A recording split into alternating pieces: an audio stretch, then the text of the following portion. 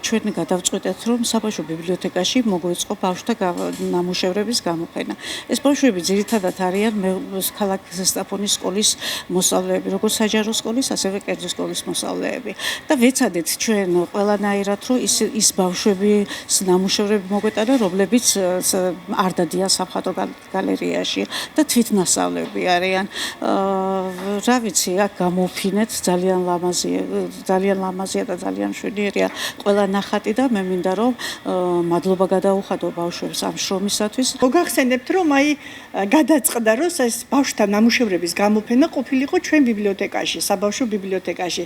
მოგეხსენებათ საბავშვო ბიბლიოთეკა არის ახალის, გარემონტებული, გალამაზებული, სივრცე კარგი, აუდიტორია საცია და ჩვენც კმაყოფილი დავრჩით და გაგვეხარდა კიდევაც რომ მოგქონდათ ბავშვებს ძალიან დიდი სიხარულით და ენთუზიაზმით ეს თავიანთი ნახატები. მადლობას ვუხდი ყველა სკოლას, ყველა მასწავლებელს, მათ მოსწავლეებს, ვისი შემოქმედების ნახატებიც დღეს აქ არის გამოფენილი.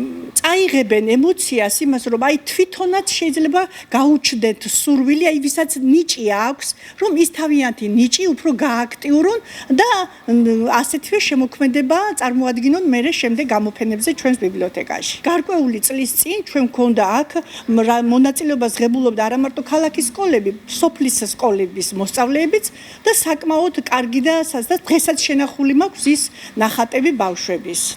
ეს ხელოვნების მასწავლებლის დამსახურება, რომ ესეთ რაღაცებს ვაკეთებ, ძალიან მიყვარს ჩემი ხელოვნების მასწავლებელი. თავიდან ხატავდი ამ ყველაფერს და მე ვაკეთებდი. შემდეგ სხვა რაღაცების აწყობა დავიწყე, სამაჯურებით დავიწყე თავიდან, მე ჯვრები, მანქანის, მე ჩანთები და ჩემი დიზაინით ვაკეთებ, ჯერ ვხატავ და მე იმას გადამაქ. სკოლიდან რომ მოვდივარ, მე ვაკეთებ, ასე 4 დღე უნდა ერთი ჩანთის აწყობას.